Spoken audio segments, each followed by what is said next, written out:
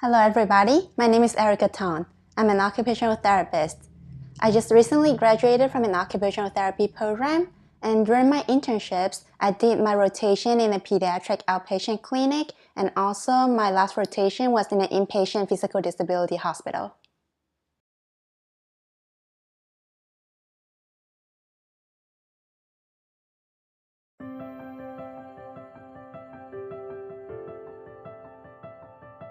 Some of the common diagnoses that I saw was people with neurological conditions. For example, they have a stroke or a traumatic brain injury, and also I saw some orthopedics patients. For example, they have like hip replacement or knee replacement or even cervical or spinal surgeries.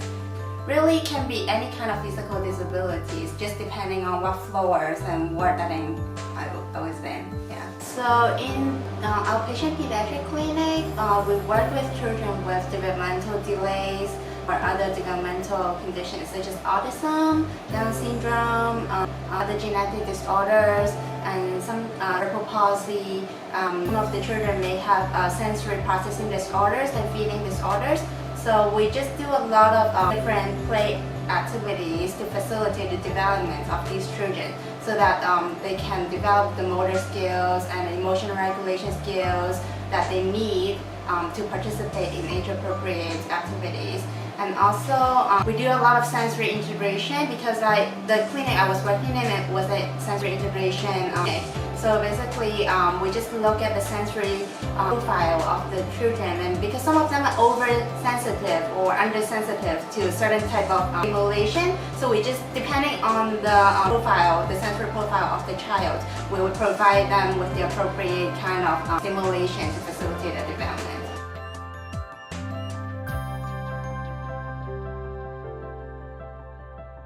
Occupational therapists do collaborate with other professions. So for example, when I was working in the inpatient hospital, we do collaborate with the doctors, the nurses, other therapists like physical therapists and speech therapists, as well as the case manager.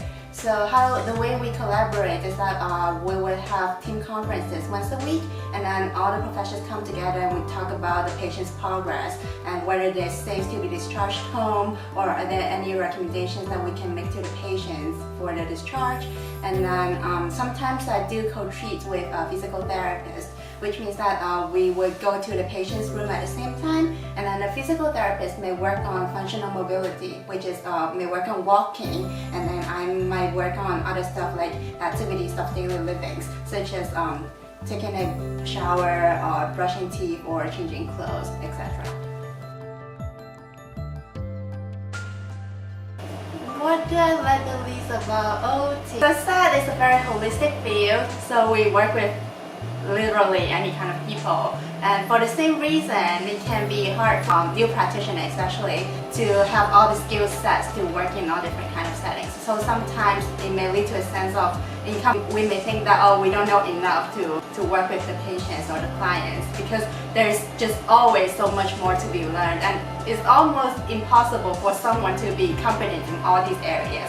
So this is one of the things that I like the least. So I had this patient during my last rotation. He was first admitted to the hospital for a back surgery, and this patient had a history of depression, and he had also attempted suicide before. So during therapy, oftentimes he would cry and he would appear very depressed and then very unmotivated to participate. And then during the same time, his wife was also admitted to the same hospital, and they found out that the wife was diagnosed with end-stage cancer. So it was a really hard time for this patient. It's very tough and it's a very sad story.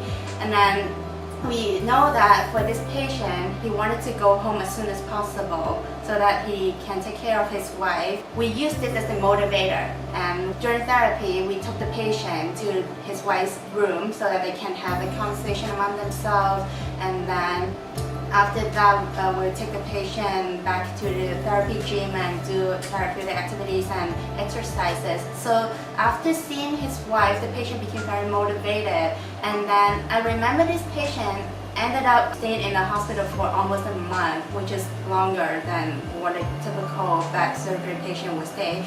But the patient was a lot happier than he was first admitted when he got discharged home, and he would thank us for what we did. And although it's a very sad story, but I think be a part of the recovery of this patient, because I can see the progress he made, and also he was able to do something that's very meaningful to